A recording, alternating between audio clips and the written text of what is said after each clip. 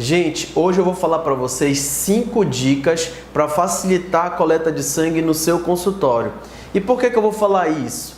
Quando eu vou dar essa aula nos meus cursos presenciais, eu vejo que o dentista tem um travamento quanto à coleta de sangue. Mas se você for parar para pensar, o dentista faz muitas outras coisas no seu dia a dia, com procedimentos diários, que são muito mais difíceis, muito mais complexos. Então a coleta de sangue não é difícil, é só você ter aquela prática, como tem a prática de fazer uma restauração, ou uma extração, ou até uma cirurgia avançada. Então eu vou dizer algumas dicas para facilitar a sua coleta de sangue. Dica 1. O primeiro passo que a gente tem que ter é visualização de veia, ou pelo menos a gente sentir a veia. Mas quando a gente se depara com um processo novo, como uma coleta de sangue, o que acontece? Às vezes a gente fica um pouco nervoso. Nas primeiras coletas que você for fazer, você vai ficar nervoso, é natural.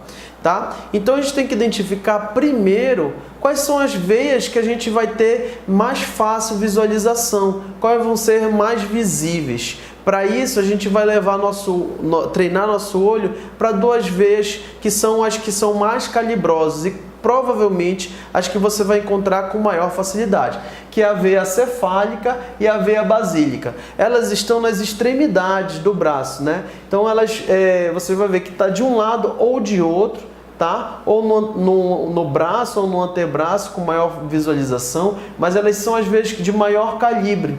Tá? E quando você for olhar o braço pela primeira vez, você já vai para um lado ou para o outro. Com certeza você vai ver uma delas com maior facilidade. Na dica 2, eu vou mostrar para vocês a segunda coisa que vocês têm que fazer. Por quê? Às vezes, na dica 1 que eu passei, a gente tem que visualizar aquelas 2 veias, a basílica e a cefálica.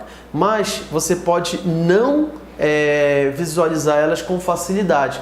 E a gente entra na dica 2 aqui. Qual é a dica 2? Antes de fazer qualquer outra coisa, você tem que garrotear o paciente, tá? Então coloque o garrote mais ou menos nessa região, acima do antebraço aqui, né? E com uma pressão moderada, tá? E aí você pode ir para o paciente fechar a mão com força.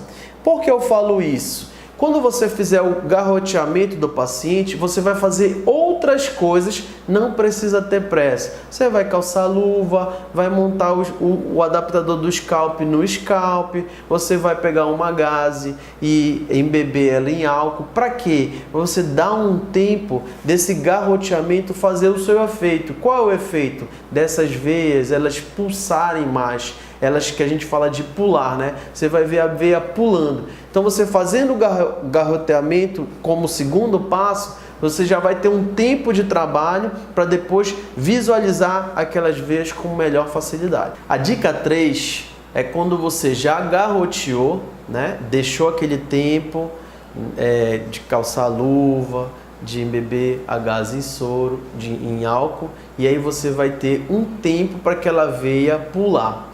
Mas mesmo assim, pode ser que você não visualize essa veia. Não fique nervoso. A gente tem como solucionar isso. Então, após esse tempo de garroteamento, as veias já estão pulando, já estão pulsando mais.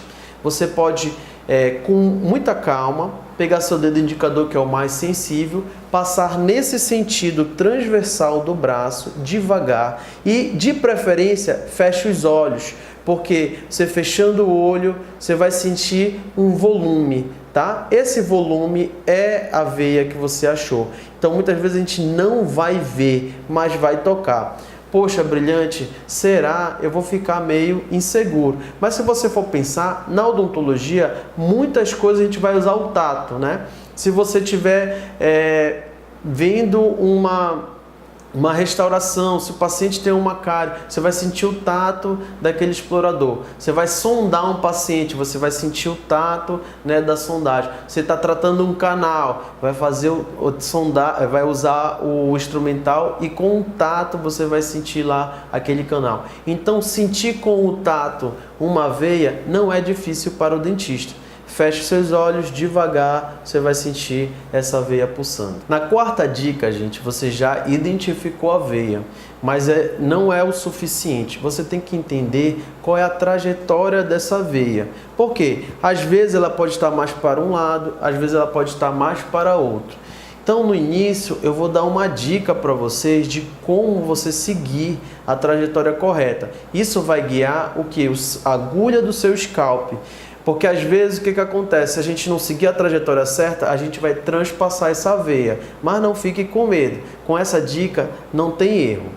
Nessa dica não tem erro. Você vai sentir a trajetória dessa veia. Por exemplo, a minha veia mais fácil é essa daqui. Apesar de não visível, a gente consegue sentir mais. Então o que a gente vai fazer? A gente vai fazer 2 pontos, tá? Mostrando a trajetória. Isso me mostra que a veia está nessa trajetória. Às vezes ela pode estar, por exemplo, nesta daqui, tá? Então você vai entrar com o scalp nessa posição. A minha está mais aqui, então a gente vai entrar nesta posição, tá bom? Assim você não vai ter erro de acertar essa veia. Gente, na quinta dica eu vou mostrar para vocês como fazer finalmente a coleta de sangue. Então você já visualizou ou apenas sentiu essa veia, né? Você já marcou a trajetória dela, agora você vai introduzir a agulha do scalp. Para isso, a gente tem que ter alguns cuidados. Por exemplo, a gente tem que estabilizar essa veia. Então, se você vai fazer a coleta com a mão direita, com o terceiro dedo, você pode segurar a veia para ela não correr, tá? Porque às vezes a pessoa vai fazer a mão livre sem segurar essa veia e ela entra muito devagarzinho. E nesse momento a veia, ela sai da sua trajetória. Você acaba empurrando a veia para o lado ou indo na trajetória errada. E aí a gente acaba errando a veia. Então você estabilizando a veia com o terceiro dedo, você consegue introduzir a agulha do scalp com muito mais facilidade. Essas dicas com certeza vão ajudar vocês a fazer uma coleta de qualidade, uma coleta sanguínea de qualidade. Mas se você ficou com alguma dúvida, comenta aqui embaixo que a gente pode solucionar em outros vídeos. E se você gostou, você pode curtir esse vídeo. Mas também se você acha que tem algum amigo que está interessado, marca ele lá que ele pode nos ajudar a produzir próximos vídeos.